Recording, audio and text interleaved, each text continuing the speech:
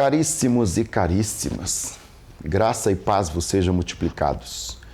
Eu sou o professor Daniel Ramos, vamos para o Evangelho do dia, que está em Mateus capítulo 10, verso 1 ao 7. 7 versículos apenas da nossa meditação. Eu já trabalhei até um pouco da temática desse tema num dos vídeos, você pode procurar aqui no nosso canal, Judas e os discípulos, ou Judas nos discípulos, o tema do texto. Eu vou colocar o link para vocês. E não posso deixar de convidar você a nos ouvir nos podcasts. É só colocar Prof. Daniel Ramos em qualquer serviço de streaming que você consegue achar.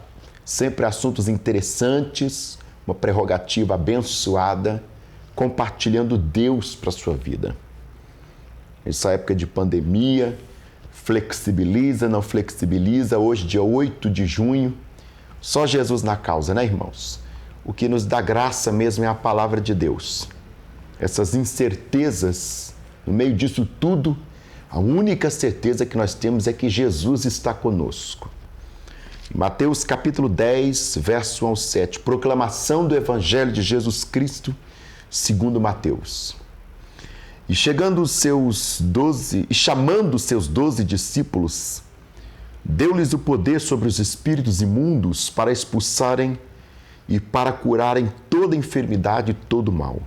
Ora, o nome dos 12 apóstolos são estes: o primeiro, Simão, chamado Pedro, e André, seu irmão, Tiago, filho de Zebedeu, e João, seu irmão, Filipe e Bartolomeu, Tomé e Mateus, o publicano, Tiago, filho de Alfeu, e Lebeu, apelidado de Tadeu, Simão Zelote e Judas Iscariotes, a quem o traiu.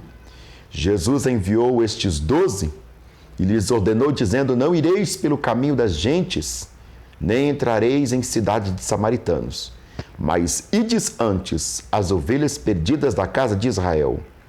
E indo, pregai dizendo: é chegado o reino dos céus. Palavra da salvação. Caríssimos e caríssimas, nós estamos dentro da perspectiva dos 12 e a sua missão, onde Jesus chama os discípulos para a missão divina, que é ide e pregai o Evangelho. Missão essa que nós, enquanto igreja, herdamos, porque uma vez que estamos em Cristo, logo toda a mentalidade de Cristo está em nós. O que chama a atenção nesse texto são duas prerrogativas. A primeira é que no meio de todos eles está Judas.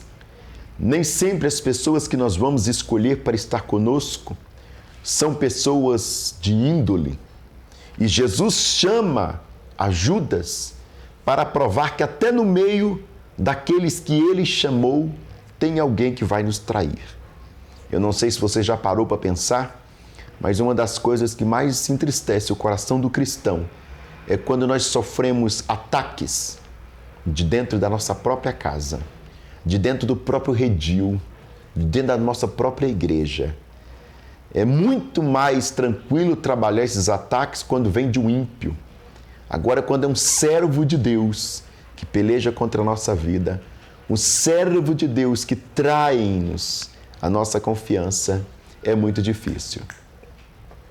Dentro dessa prerrogativa também nós temos o texto matiano, né? Mateus é um evangelho escrito algumas décadas depois que Jesus foi ascenso ao céu, e por isso que ele vai dizer no passado, né? Foi também chamado Judas, a quem o traiu. E Mateus, ele tem uma mentalidade de judeu para judeu, e o judeu tem um certo preconceito contra os samaritanos.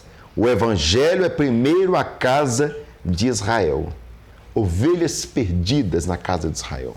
A palavra Israel quer dizer o homem que viu Deus, ou o homem que vê Deus. Como que pode ter ovelhas perdidas dentro da casa do homem que vê Deus? Como que pode ter ovelhas perdidas dentro da casa de Deus?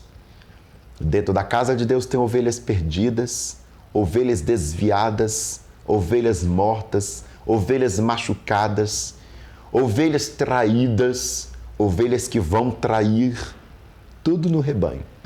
O rebanho, ele é misto. O rebanho é dinâmico. O rebanho não tem um perfil, quem dera, né? Se todos na igreja fôssemos iguais. Seria bom e seria ruim. Seria bom porque nós já saberíamos como é que o outro é. E seria ruim porque seria monótono. A gente já sabe como que o outro é. Essa diversidade, por um lado positivo, também traz um colorido bonito, um prisma ao rebanho de Deus.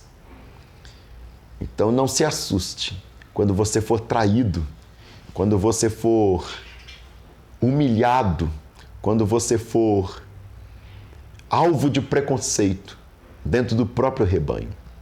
Jesus chamou os 12, deu poder aos 12. Um desses 12 era persona não grata. E mais do que um, né? Porque Pedro também negou Jesus. E olha que ele era o pastor do rebanho. Nem mesmo o altar está ileso das decepções.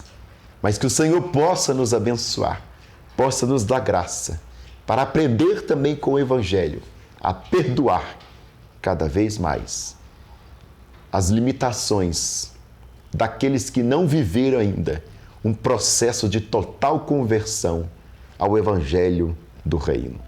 Deus abençoe a sua vida, Deus abençoe a sua família, Deus abençoe a sua casa. Obrigado.